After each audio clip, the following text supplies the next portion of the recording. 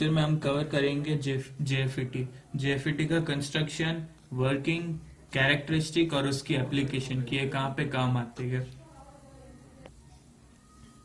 सबसे पहले एक बॉक्स बनाएंगे हम, एक एन टाइप का सबस्ट्रेट लेंगे।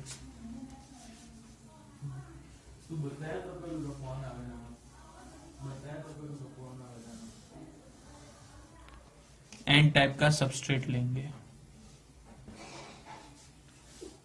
और जिसके हम दोनों साइड पी पॉजिटिव की डोपिंग कर देंगे।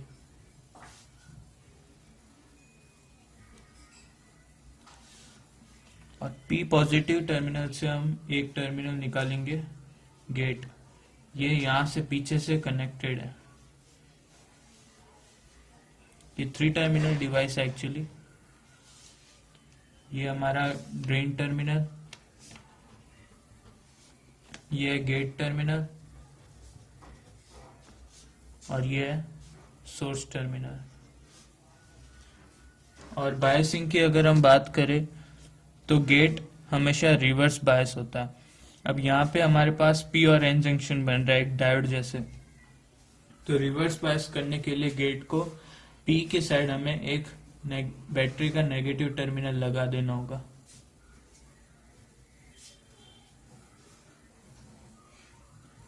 और सोर्स हमेशा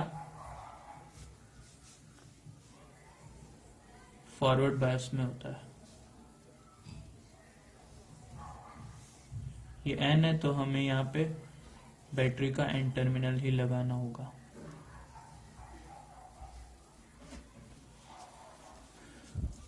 और इस वोल्टेज को हमने नाम दे दिया VGS, gate to source voltage. और ड्रेन और सोर्स के बीच में जो बैटरी है उसके वोल्टेज को हमने नाम दे दिया VDS, drain to source voltage. अब सबसे पहले हम इसकी कैरेक्टरिस्टिक समझेंगे। सबसे पहले हम VGS की वैल्यू को 0 करते हैं। ये वो डायग्राम हम फिर से बनाएंगे एक बार।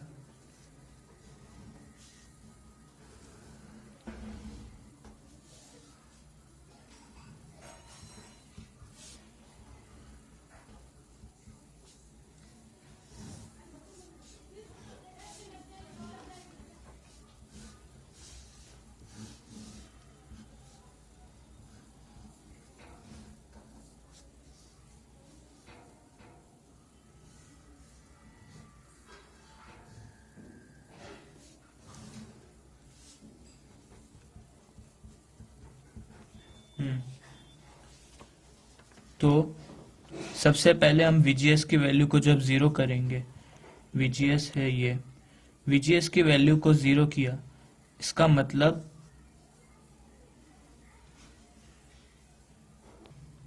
VGS की वैल्यू को जब हम 0 करेंगे तो एक ग्राफ प्लॉट करके हम इसकी वर्किंग को समझते हैं। वो ग्राफ इसकी कैरेक्टरिस्टिक होगी और वर्किंग इसकी हम ग्राफ से समझेंगे।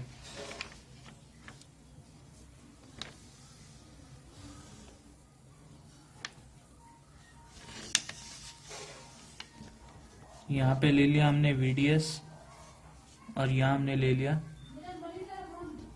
Drain current. तो VGS की वैल्यू अभी हमारे पास 0 है और VDS की वैल्यू जो हम कॉन्स्टेंटली इंक्रीज करते हैं तो हमारे पास कुछ ऐसा ग्राफ आएगा। सबसे पहले यहाँ देखिए, VGS की वैल्यू जब 0 होगी तो यहाँ पे एक डिप्लीशन लेयर बन जाएगी। और VDS की अगर हम पर्टिकुलर वैल्यू एज्यूम करें कि कोई वैल्यू है VDS की, तो यहाँ पर एक डिप्लीशन लेयर कुछ ऐसी बनेगी। यहाँ से उसकी विड्थ ज्यादा होगी और यहाँ पे कम होगी।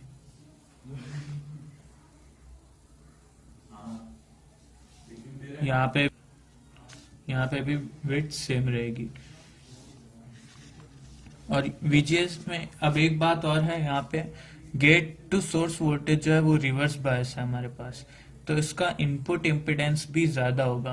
इनपुट इम्पिडेंस ज्यादा होगा तो करंट 0 होगी, क्योंकि ये एक PN जंक्शन डायोड जैसा बन रहा है और उस डायोड को हमने रिवर्स बायस किया है।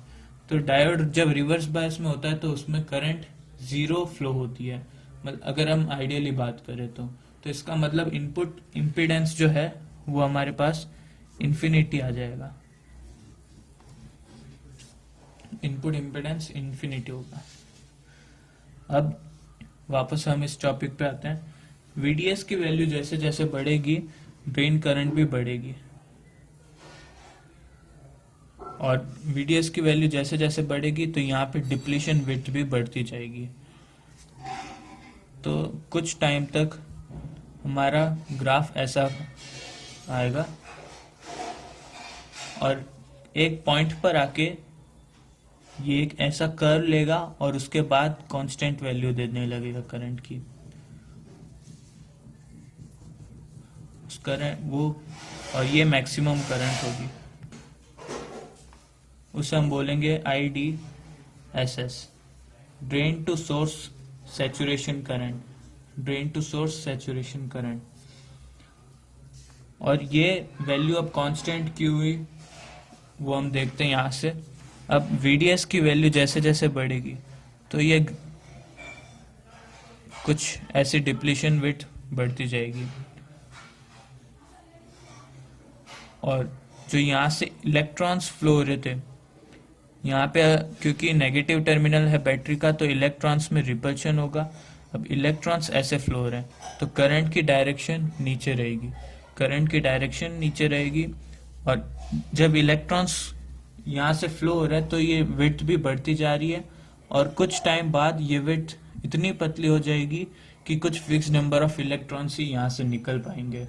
और जब इलेक्ट्रॉन्स फिक्स्ड नंबर में निकलेंगे तो करंट की भी वैल्यू फिक्स्ड रहेगी, जो कि ऐसी रहेगी चाहे हम VDS को कितना भी बढ़ा दें। और जब करंट कांस्टेंट होना स्टार्ट होती है, उस वोल्टेज, जिस वोल्टेज पे कांस्टेंट होना स्टार्ट होती है उस वोल्टेज को हम बोलते हैं पिंच ऑफ वोल्टेज।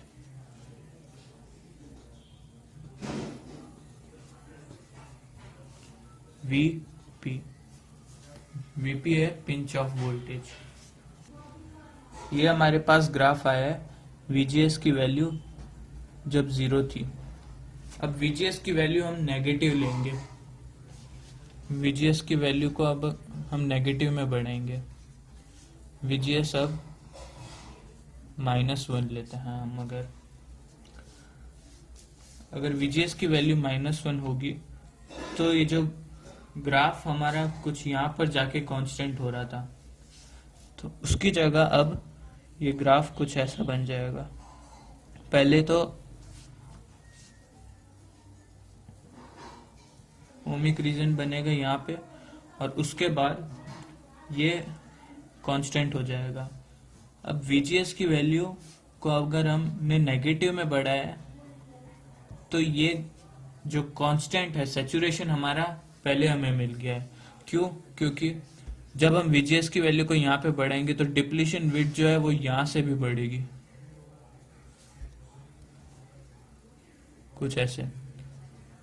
और अब VDS और VGS दोनों डिप्लीशन विड्थ को बढ़ा रहे हैं। पहले सिर्फ VDS बढ़ा रहा था, अब VGS भी साथ में आ गया है उसकी मदद करने के लिए। तो जो हमारे पास सैचुरेशन था वो जल्दी आ जाएगा, क्योंकि डिप्लीशन विड्थ जल्दी इतनी बड़ी बन जाएगी कि फिक्स नंबर ही इलेक्ट्रॉन्स निकल सके। और जहाँ पे वोल्टेज और करंट एक लीनियर वेरिएशन दे रहे हैं उस रीजन को हम बोलेंगे ओमिक रीजन, ओमिक रीजन। और जब सैचुरेशन आ रहा है तो उस रीजन को हम बोलेंगे सैचुरेशन रीजन।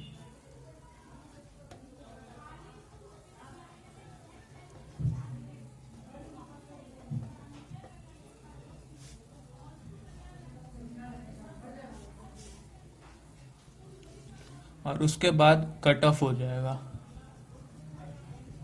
और इतने रीजन को हम बोलेंगे कट ऑफ रीजन।